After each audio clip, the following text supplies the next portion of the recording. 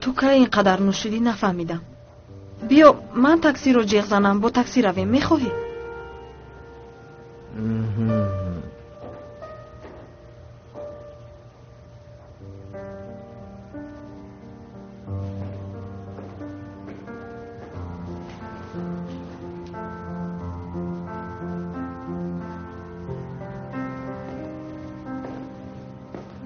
فکر نمی کردم که اینقدر تاثیرش رو به من می رسوند.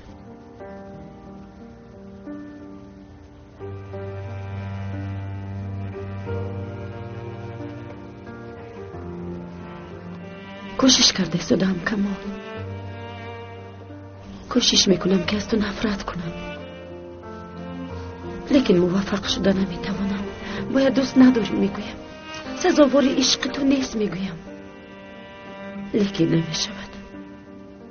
این همه در گذشته ماند سوزن.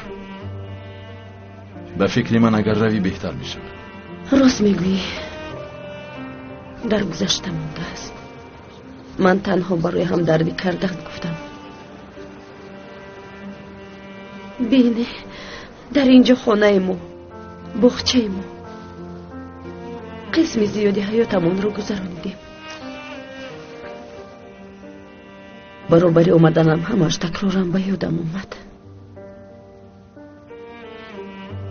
کمال، من تا حال به تو عاشقم.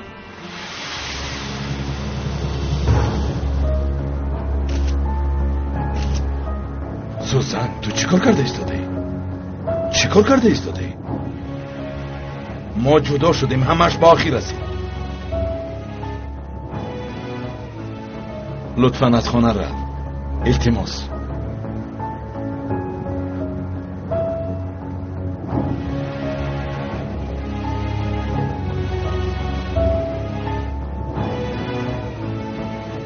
راست میگویی، عذر میخوام.